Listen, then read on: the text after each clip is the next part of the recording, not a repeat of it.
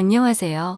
옛날에 부모님이 말씀해 주신 것 중에 결혼은 둘이 하는 것이 아니라 꼭 집안을 봐야 한다는 말씀을 종종 하신 적이 있습니다. 저는 그때마다 그냥 귀로 듣고 흘려버렸는데 지금 그 말을 흘려들은 제가 이렇게 더러운 꼴을 보고 이혼하게 되었네요. 저의 너무나도 억울하고 분노스러운 사연 이야기 보내봅니다. 저는 지방에 있는 대학교를 나와서 서울로 취직을 하여 살고 있던 여성입니다. 남편은 친구의 소개로 만난 번듯한 대기업에 다니던 남자였지요. 중소기업에 다니던 저에게 남편은 다른 세계의 사람처럼 느껴졌습니다. 명문대 출신의 대기업 남자 누가 봐도 1등 신랑감이었던 남편. 그와 다르게 서울에 올라와 중소기업에서 지금 월급으로 아둥바둥하는 살고 있는 저에게 먼저 다가와 자신의 이상형이라며 다가와준 이런 남자. 하지만 이런 남자에게 저는 어울리지 않을 거라며 몇 번이고 밀어냈었습니다. 사실 그땐 남자 혐오증도 좀 많이 있었습니다. 초면에 남편에 대한 평가는 나랑 다른 세계의 사람이기도 했고 그 이상도 이하도 아닌 호감을 못 느꼈거든요. 제 입으로 말하긴 그렇지만 처녀 시절 때 외모 탓 때문인지 많은 남자들의 관심을 받았고 서울에 올라온 지 얼마 안 되었을 때 나쁜 남자에게 속아서 사귀고 헤어진 뒤로는 스토킹도 단년 이상 당했던지라 진짜 남자라면 질려서 남자들에 대한 관심이 정말 없다 싶어 했었거든요.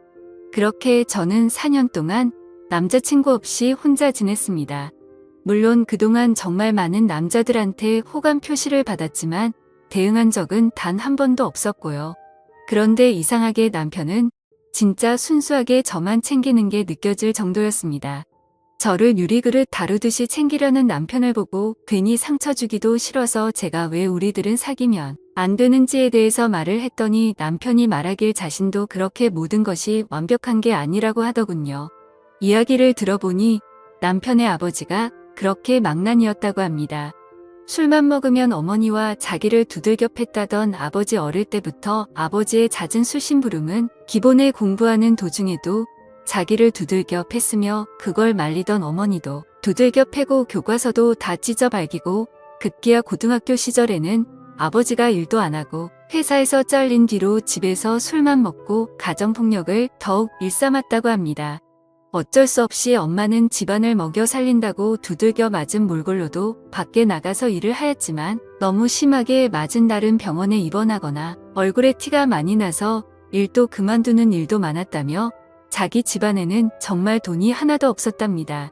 가끔 할아버지 내에서 조금씩 돈 좀 붙여주는 게 전부였다고 하더군요. 자기는 정말 이대로 그냥 인생이 끝나는가 싶었지만 남편이 고등학생이 되고도 아버지의 폭력이 멈추지를 않자 더 이상 못 참아서 아버지를 개패듯이 두들겨 팬 이후로는 2번 다시 아버지가 주먹은 휘두르지 않았다고 하더군요.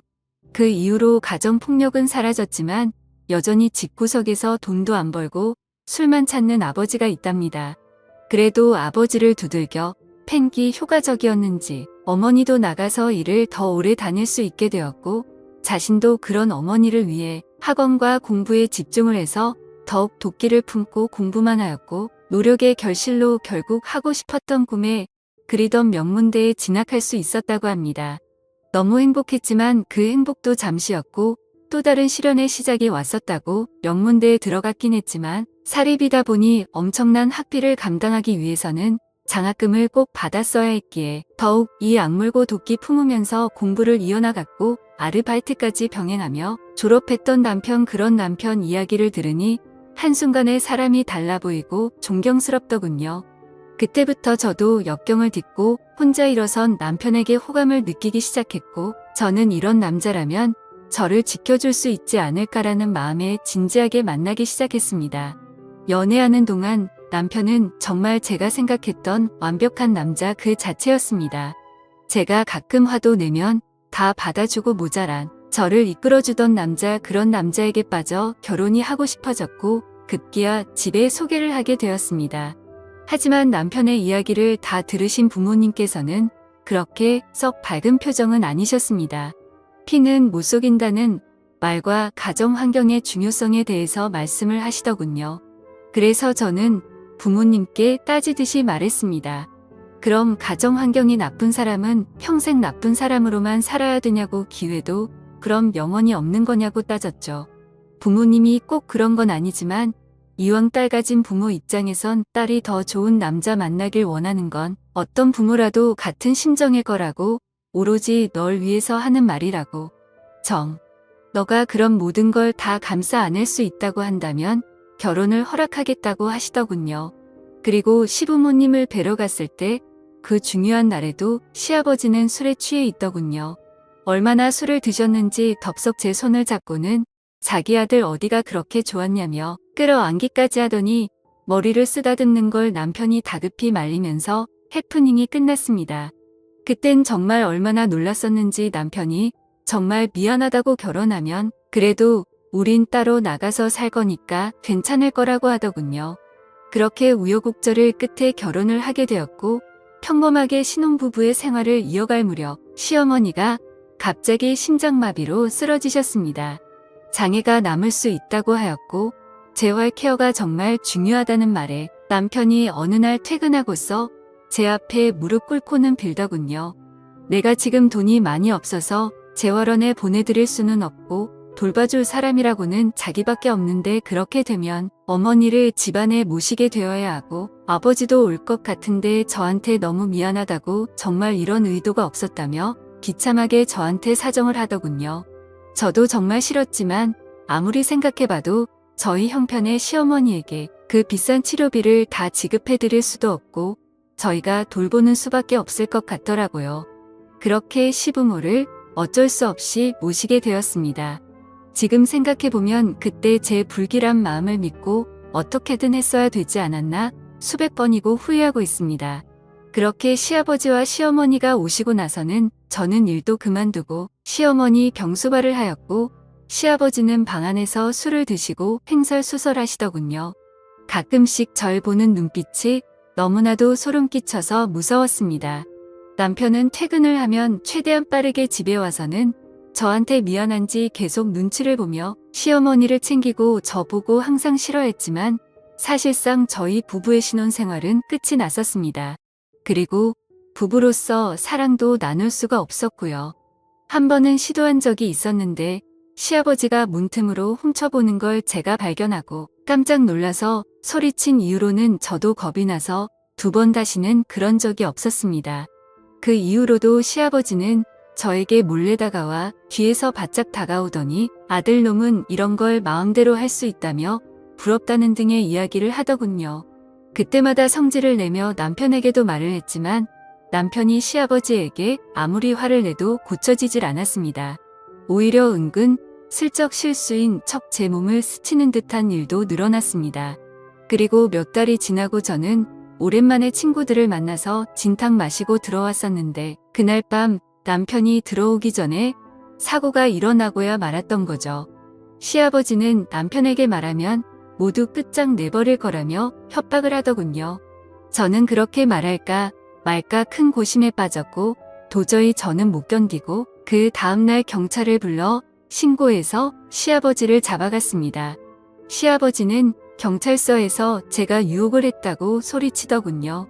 항상 집에서 옷을 얇게 입고 있었다면서 며느리가 유혹해서 그런 거라며 고래고래 소리를 지르며 당당하게 말하는데 진짜 너무너무 쪽팔리고 창피해 죽겠더라고요. 근데 저를 위로해 줄 줄 알았던 남편은 집에 와서 저한테 충격적인 말을 하더군요. 이런 일이 생겼으면 자기한테 먼저 말을 했어야지 왜 경찰을 먼저 불렀냐며 저를 탓하더군요. 저는 순간적으로 멍해져서 제가 잘못 들은 줄만 알았습니다. 그리고 남편의 눈길에서 읽은 느낌은 그동안 제가 알고 믿고 지내던 남편이 아니었습니다. 뭔가 제가 부정을 저지른 듯한 저를 탓하는 눈빛의 남편. 저는 그 눈길에 진짜 그 인간 쓰레기 시아버지 말처럼 제가 시아버지를 유혹한 천하의 둘도 없는 더러운 며느리가 된 것 같은 기분을 느꼈습니다. 그 이후로 공황장애가 왔고 남편의 얼굴을 보기만 해도 토가 나오는 지경까지 이르렀습니다. 남편은 쌀쌀 맞은 말투로 대체 왜 그러냐며 했습니다. 정신과에서는 제가 후유증으로 이렇게 된 거라고 하더군요. 거의 한 달 지나도 몸 상태가 좋아지질 않자 남편은 혹시 임신한 건 아니냐며 테스트라도 해보라는 말에 제가 진짜 그때 정신이 반쯤 나가서 집안 물건이고 뭐고 다 집어던지며 남편에게 소리를 질렀었습니다. 그리고 테스트 결과 임신은 아니었고요. 남편은 제가 힘들어 보이니 그냥 친정집이라도 내려가 있으라는 말에 바로 짐을 싸서 친정으로 내려갔고 문자로 이혼하자고 보냈습니다. 그제서야 남편은 아픈 어머니 때문에 갈 수가 없는데 대체 저까지 왜 그러냐며 문자 보내는 걸 다 싶더군요. 그렇게 한 달쯤 지나서 남편이 저를 찾아와 이제 집으로 돌아오라며 말했지만 저는 한 달 만에 본 남편을 보고 제 공황장애는 더욱 심해져 두려움에 몸이 떨렸습니다. 결국 톡까지 하게 되자 친정 부모님이 남편 보고 일단 돌아가라고 시켰습니다. 저는 시간이 좀 흘러 몸이 좀 진정이 되자 남편에게 전화를 해서 말했습니다. 당신이랑은 이제 절대로 같이 살 수가 없을 것 같다고. 나는 당신 아버지에게 피해자였는데 누구보다 날 보호해야 되는 당신이 날 더러운 여자로 취급했고 당신의 눈빛 속에 있는 난 이미 시아버지를 유혹한 여자였다고? 이제 당신 얼굴만 봐도 트라우마가 생기고 죽을 것 같으니까 그냥 우리 이혼하자고 했더니 절대 못한다며 우리 집 앞까지 찾아와 무릎 꿇고 나오라며 소리 지르길래 경찰 불러서 쫓아냈네요. 시아버지는 징역 3년을 받았습니다. 정말 기가 막히더군요. 제 인생은 파멸이 되었는데 어떻게 이게 겨우 3년을 받은 건지 이해할 수가 없습니다. 저는 그날 이후로 남자라면 나이가 적든 많든 심지어 어린애조차도 경계를 하게 되었고 타인과 맹사를 부딪히는 것조차 극도로 꺼려해서 장갑과 마스크를 항상 끼게 되었습니다. 정신과 약을 먹지 못하면 지금도 손이 떨리고요. 이제 몇 달 뒤면 그 시아버지가 출소한다네요. 너무 억울합니다. 사연의 내용은 여기까지입니다. 오늘도 영상 봐주셔서 감사합니다.